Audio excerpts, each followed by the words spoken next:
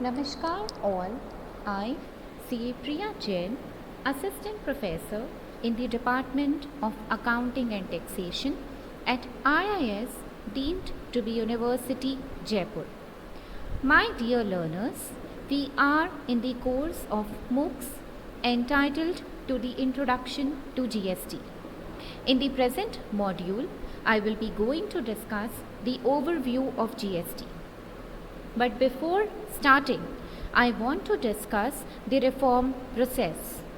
To exist in the socio-economic condition, we have to change ourselves, and hence the tax structure of the country has been changed drastically. Now, when we talk about the types of taxes prevailing in India, then there are two types of taxes. The one is direct tax and the other one is indirect tax. The tax structure before introduction of GST was like in the direct tax we used to have two types of taxes. One is income tax and the other one is wealth tax. In the indirect taxes we used to have 6 or more taxes like central excise duty, which is levied on production, service tax, which is used to levied on services, custom duty, which was levied on import and export, value added tax, which is imposed on purchase and sales within the state, and central sales tax, which is levied on sales of goods between two different states, and some other miscellaneous taxes. Now, after introduction of GST, the regime has changed a lot.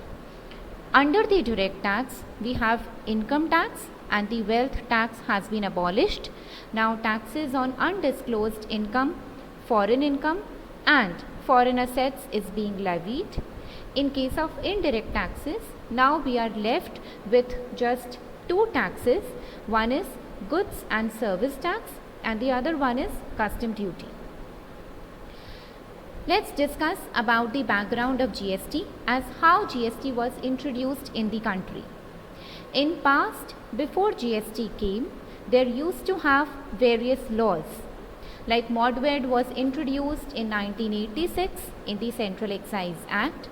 In 1994-1995, MODVED used to cover capital goods also. In 2000-2001, MODVED was replaced by SANVET. In 2002, service tax was introduced in the country. In 2004, SANVET and service tax rules were unified together. In 2003-2004, VAT was introduced in the country.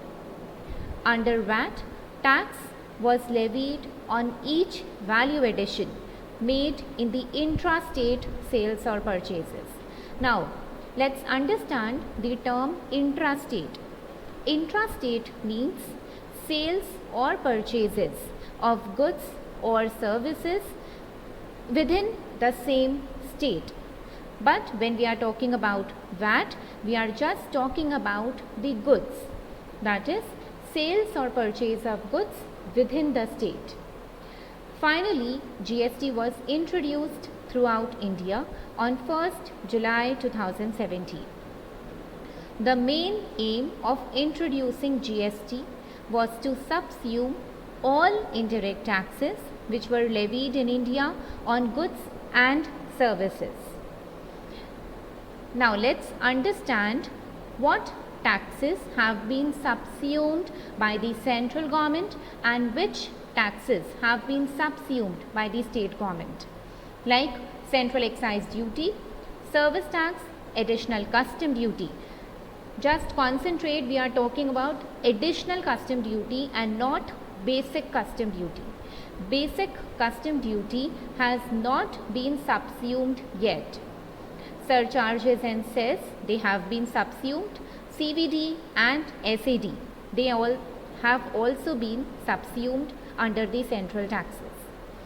The state taxes have subsumed the purchase tax, luxury tax, entry tax, octroi, entertainment tax. octroi is not compulsorily being merged by all the states.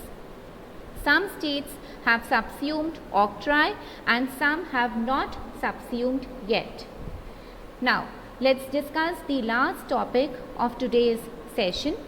There are certain indirect taxes which have not been subsumed under the GST. We need to remember them as they have not been subsumed and these taxes are still levied on assessee.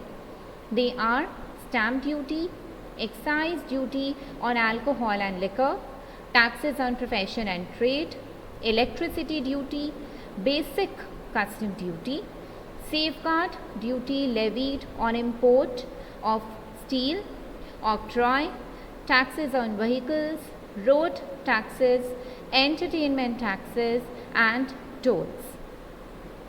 Thank you. That's it for today.